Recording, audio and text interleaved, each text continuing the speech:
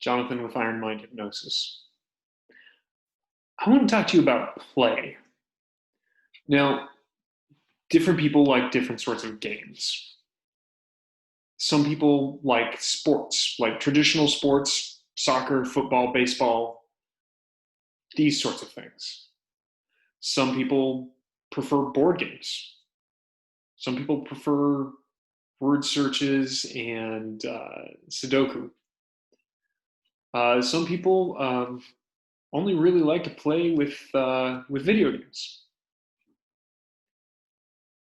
And irrespective of what type of game is your favorite way to play, whether it's in a sanctioned, normal society calls it a game, or you like to play with words when hanging with friends, um, whatever kind of play you like to do,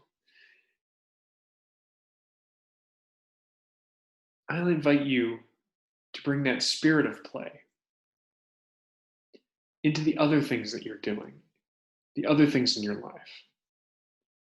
Now, it's true that I certainly know that there are many things in life where the appropriate emotion is not necessarily playful. It's maybe even very somber and very serious.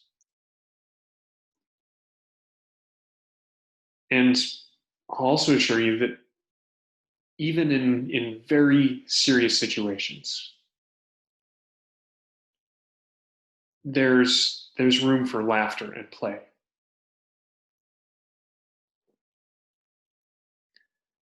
And I'll even tell you one of the first uh, bewildering situations where I saw somebody playing in a really tough emotional situation. And has many formative things. It was watching my dad working in the funeral home with a family that had just lost somebody very dear to them.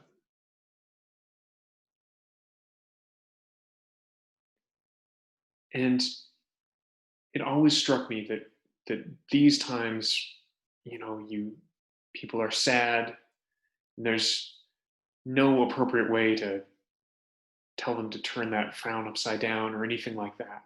People are sad for good reason. They've got grieving to do. This is a very sad and serious situation.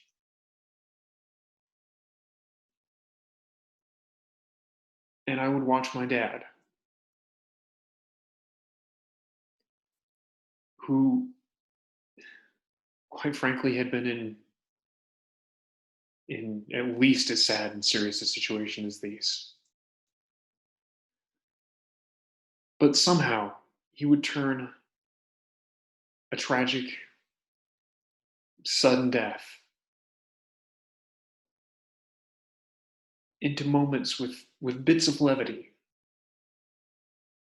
People, grieving people hurting, would laugh. It's still hugely, tremendously fresh for them, but they would be laughing. Now, I didn't want to get all deep and serious and morbid with you on this little message, but I mention that memory because just because a situation is serious,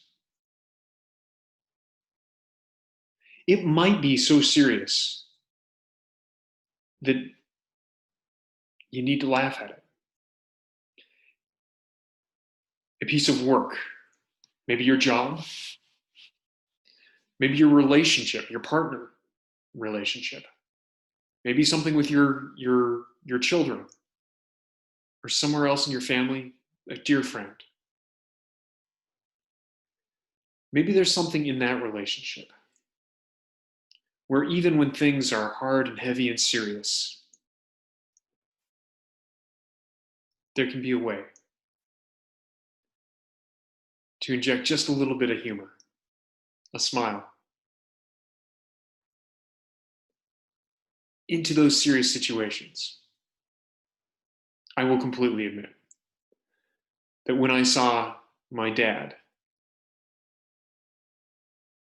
getting laughter out of grieving people, I was at a total loss for how that worked.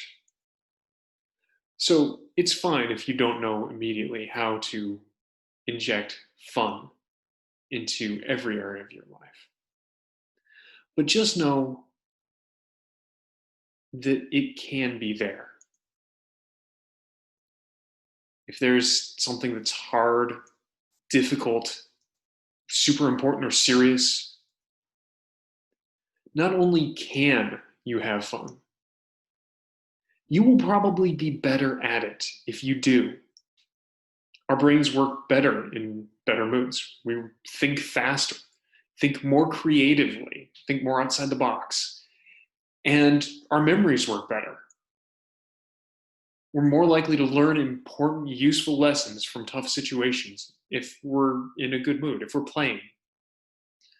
We're more likely to find any right answers that there are, the best answers available, if we're in a mood of play. And for all the other things, all the other emotions you might have going on, well, play feels good. And if you've got the choice between be miserable or be completely some other thing and be at play, have fun, well, I'm going to recommend you at least consider what it would be like to have fun in that difficult situation. What would it be like to be playful? How could you be playful in that situation? Now, I know that each and every one of us, each and every one of you, has a different life history, a different place in this world, a different thing that you're trying to accomplish, different way of going about it, and different set point for the way you like to do things, the way your experience likes to be. But I'd like to invite you to inject just a little bit of play. It's fine to start small into whatever it is you're doing.